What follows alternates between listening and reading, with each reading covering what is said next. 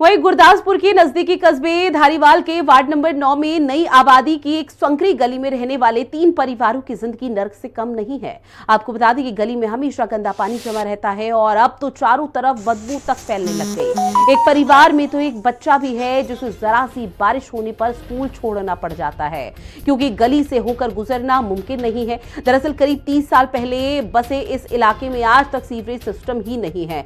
गलियों के नालों में पानी की निकासी के लिए बड़े बड़े नाले बनाए गए थे जिनकी निकासी नहर में होती थी, लेकिन 2 साल हो चुके हैं नालों को बंद हुए। ये सभी नालों के ऊपर बने हैं और पानी की निकासी अभी तक नहीं हो पा रही है। वहीं परिवार अब उपायुक्त से संपर्क करने और मुख्यमंत्री को पत्र लिखने की बात कह रहा है।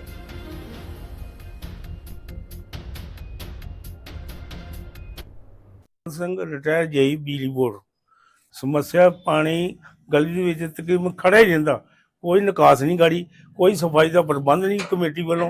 उन्होंने बार बार रिक्वेस्ट बहुत बार की, आप भी मिलया मैं, पर उन्होंने टाल मटोल की नीति आ करा देंगे कर देंगे, बस यो कह के तोड़ देंगे आ।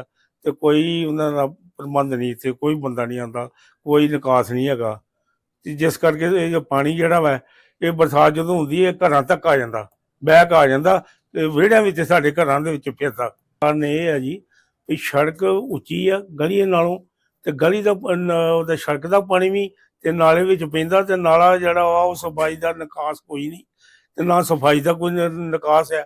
ये करके जो गली के बैक पानी आता, नाली भी आता, तो घर तक आ जाता, तो सानू उत्थों लंघना बड़ा मुश्किल है, पैदल जाना भी मुश्किल है, व्हीकल तो एक बस ही रहा, बहुत मुश्किल है। और देखिए पंजाब के गुरदासपुर की तस्वीरें दिखा रहे हैं, कितनी खस्ता हाल ये तस्वीरें हैं जहां पर लोगों का जीना मुहाल हो चुका है और एक परिवार तकरीबन 30 साल से बसा हुआ है। यहां पर पानी निकासी, नाली निकासी की तमाम सुविधाएं की गई थी, लेकिन जब पानी जमा होने लगा, ब्लॉक होने लगा, तो उसके बाद अधिकारियों से शिकायतें भी की गई, लेकिन किसी की तरफ कोई ध्यान किसी अधिकारी ने यहाँ पर नहीं दिया है। और अब लोगों को अपना घर छोड़ना पड़ रहा है क्योंकि घरों से बाहर निकलते ही इस गंदे पानी की बदबू लोगों के घरों में घुस जाती है, जिसकी वजह से कई परेशानी उनको हो रही है, कई बीमारी लगातार दस्तक दे रही है। लोगों का यह कहना कि अब हम सीधा उपायुक्त के पास जाएंगे और वहां पर शिकायत करेंगे कि हमारी समस्या का, हमारी पीड़ा का जल्द से जल्द समाधान करें, क्योंकि अगर इसी तरह की स्थिति रही तो निश्चित तौर पर आने वाले समय में बहुत ज्यादा बदहाली के आंसू प्रशासन बहा सकता है। क्योंकि प्रशासन को भले ही इस पूरे मामले पर किसी तरह का कोई एक्शन ना ले रहा हो, लेकिन लोगों की जिंदगी का सवाल है और इस गंदे पानी में, इस गंदे नाले के गंदे पानी के बीच रहने को मजबूर अब लोग हो चुके हैं। और ऐसे में आपको बता दें धारीवाल की एक गली अब पूरी तरह से नरक बन चुकी है। परिवार बेहाल है, लगातार गुहार लगा रहा है कि यहाँ की सड़कें ठीक कर दी जाए, पानी का जो गंदा ये पानी का निकासी है इसको जल्द से जल्द निकाल दिया जाए, क्योंकि बिना सीवरेज के हो रहा है, नालों की निकासी बंद है और अब लोगों की तरफ से लगातार शिकायतें की जा रही हैं।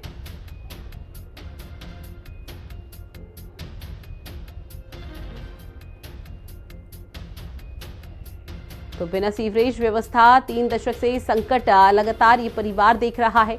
नालों की निकासी बंद है और अब लगातार कई शिकायतें उठ रही हैं, जहां पर धारीवाल की गली अब पूरी तरह से नरक बन चुकी है।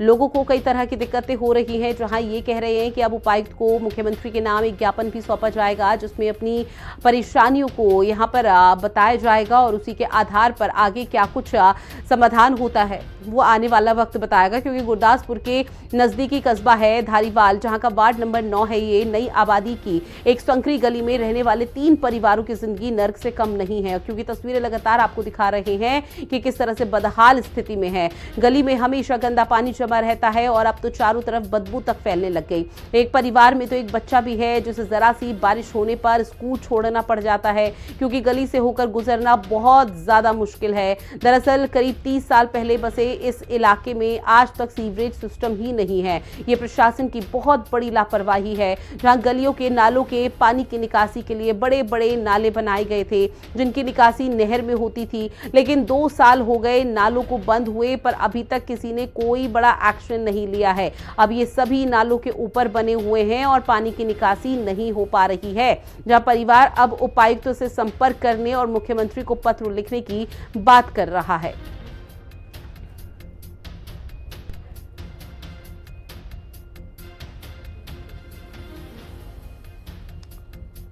और चलिए